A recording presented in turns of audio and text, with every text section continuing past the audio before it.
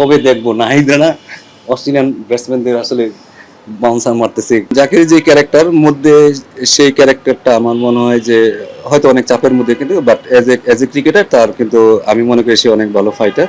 বাংলাদেশের বেশিরভাগই ব্যাটসম্যান আসে খালি উইকেট কিপার। টেস্ট টিমটা যারা খেলে তারা নিজেদের সম্পর্কে অনেক ভালো সচেতন এবং নিজেদের পারপাসটা তারা ভালো করে জানে এবং অনেক গুছানো।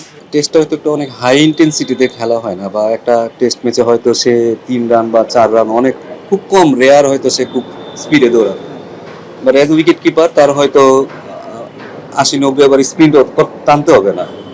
সে যদি ব্যাটিংটা করতে পারে এবং সে মোটামুটি আমার মনে হয় সে যদি রানিং উইকেটে যদি মোটামুটি সে ভালো করে, আমার কাছে মনে হয় যে সে যদি খেলার মতো অবস্থায় অবশ্যই আমি আমার একটা এক্সপিরিয়েন্স প্লেয়ারে খেলানো আমি মনে করি যে এটা একটা যুক্তিযুক্ত হবে।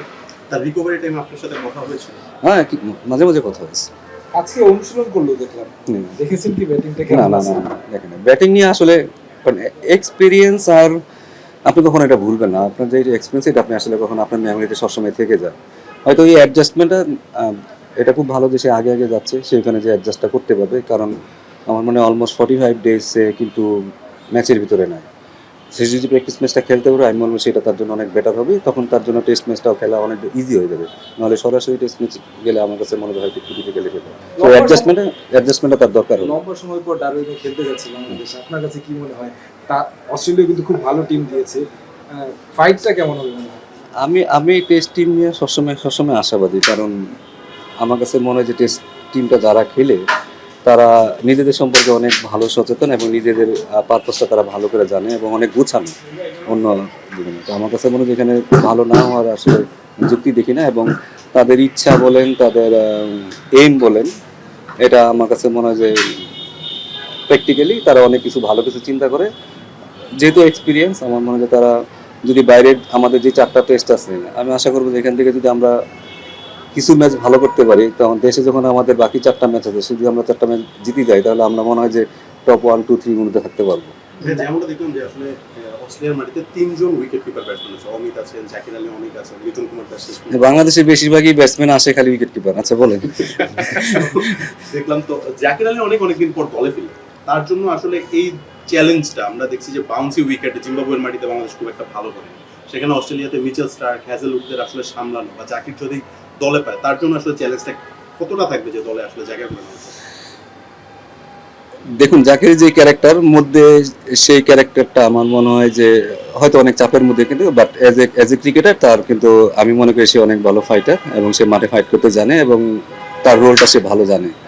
এবং বাংলাদেশের কিছু ব্যাটসম্যান যারা আছে, দেখুন যারা বোলারদের নিয়ে খেলতে পারে, কারণ আমার দেশে কিন্তু হয়তো 4 উইকেট আর 5 উইকেট পড়ে গেলে সবারই কিন্তু বোলারদের নিয়ে খেলতে হয়।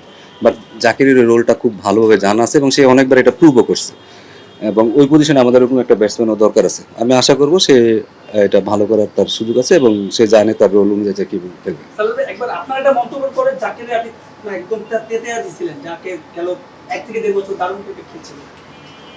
জাকির আসে আপনার নাম তো ভালোভাবেই চলে আসে। এটা আমি কি করতে পারি?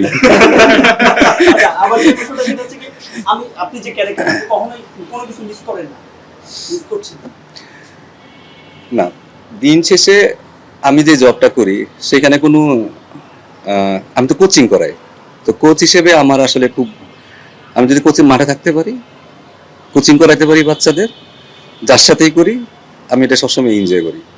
আমার মানে ওই গণায় যে আমাকে ওই বড় প্লেয়ার করতে হবে। কারণ বাট একটা জিনিস আমার মনে রাখতে হবে যে আমি যে জেনারেশনের, আমার সাথে আমি নেক্সট 2টা জেনারেশনের সাথে কিন্তু আমি অ্যাডজাস্ট আমার তাড়াতাড়ি হয়ে যাবে।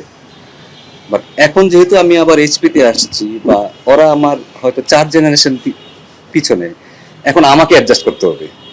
ঠিক আছে, কোচিং এর কিন্তু এটা একটা বড় দিক যে আমি কিভাবে অ্যাডজাস্ট করতেছি। কারণ তারা এখন জেএনজি যুগের, তারা মোবাইলের যুগের, তার সাথে আমার এখন আগে আমাকে অ্যাডজাস্ট করতে হবে, না হলে আমি তাদের সাথে সাথে কোচিং করতে আমার ডিফারেন্ট হয়ে যাবে। বাট আমি এই জিনিসটা বুঝি, কারণ এরা দেখলে হয়তো আমাকে একটু ভয় পেতে পারে।